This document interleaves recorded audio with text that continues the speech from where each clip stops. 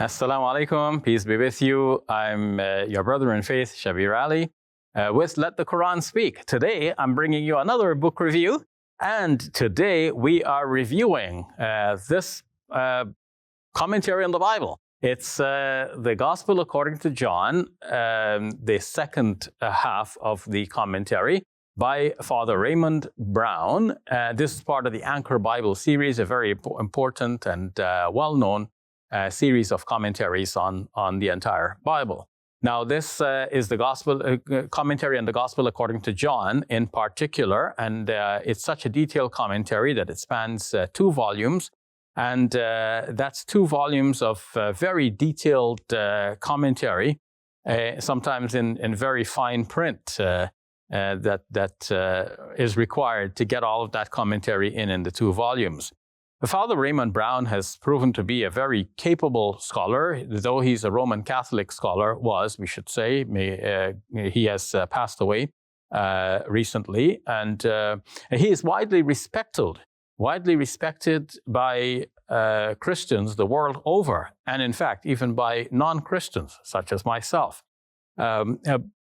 I myself find his writing to be very nuanced. We all know the difference between a claim and a statement of belief. And he will not confuse the two. A claim, a statement of fact, for example, is not to be confused with a claim and not to be confused with a belief. So all of these are quite well nuanced. For example, if we are to refer to something as a fact, we say 2 + 2 = 4. But if we are to refer to somebody who is being charged with a crime, before being convicted, we would say that this person, it is alleged that this sort of thing happened or this person did this. So they differentiate between the statement of fact and the statement of claim.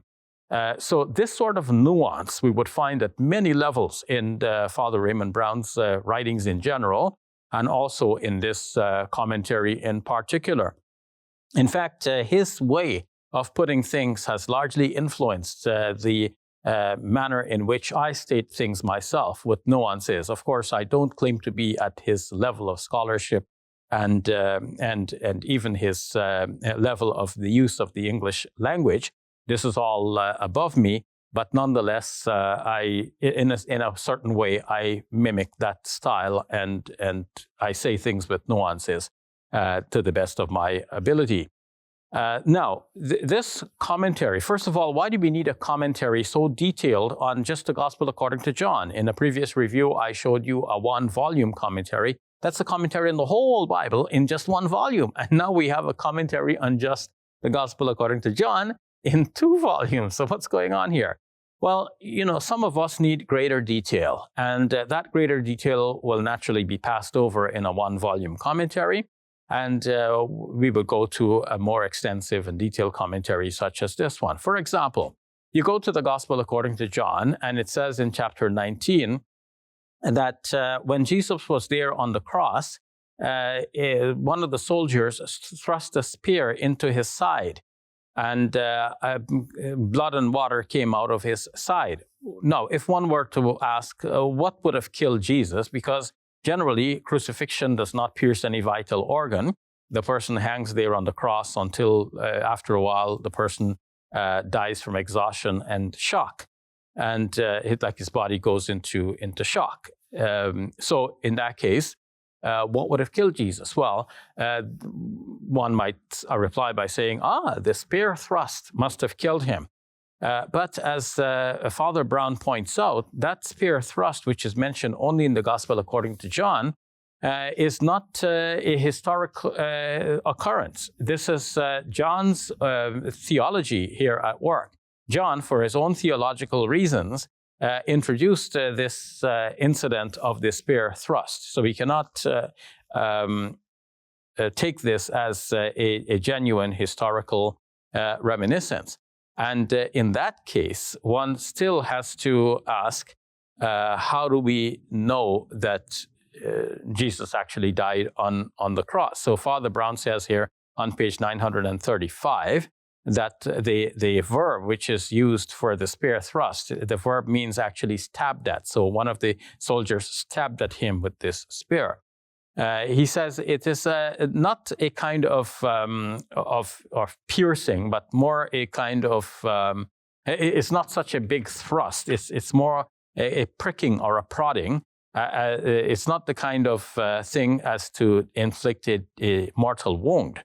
But nonetheless, he says that this is not a historical reminiscence. It's only there for John's theological purpose. And when we know this, that calls into the question again, the question of what would have actually killed Jesus. So I find that to be a very interesting point in this entire commentary.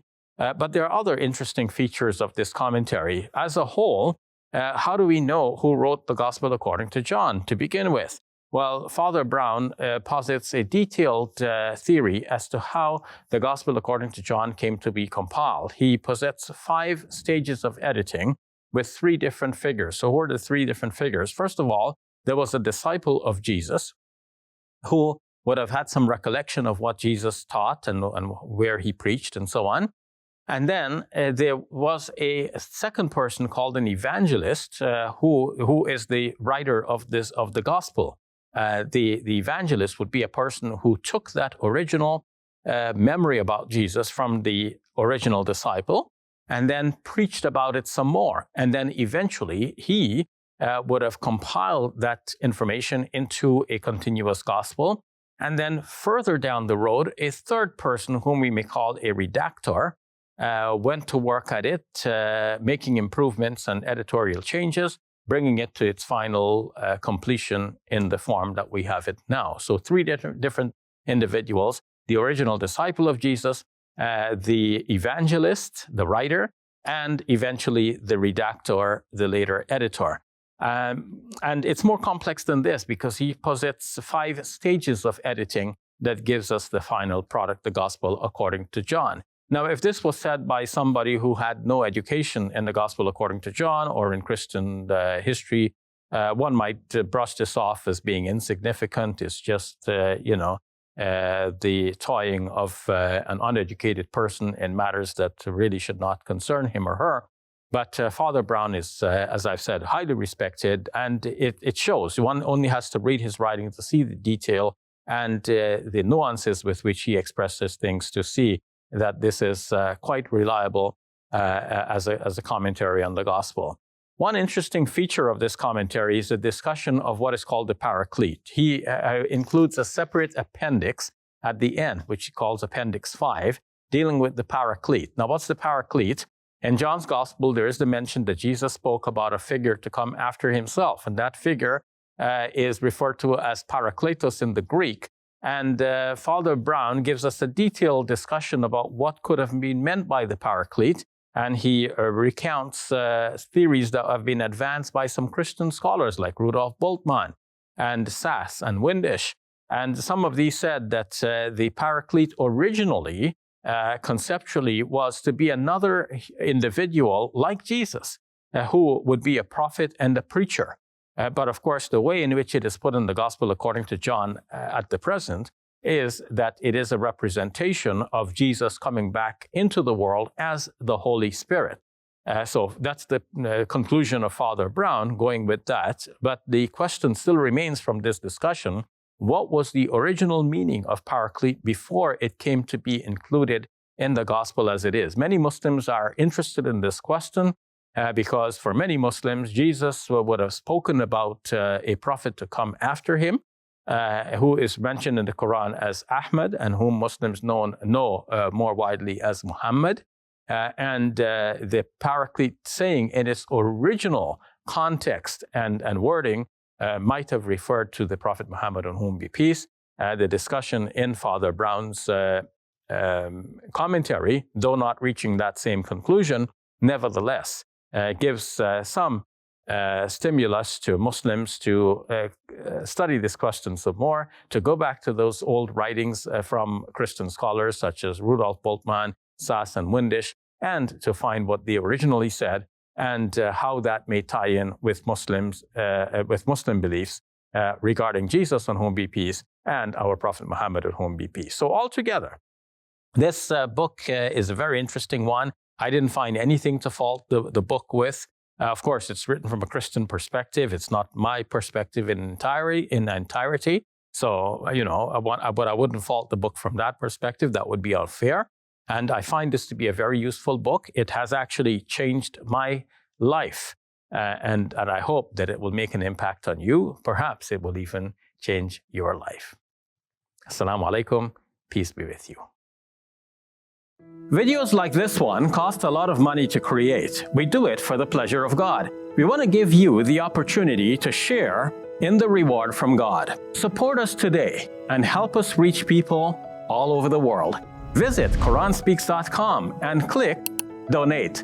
Remember, your donation is zakat eligible and tax deductible.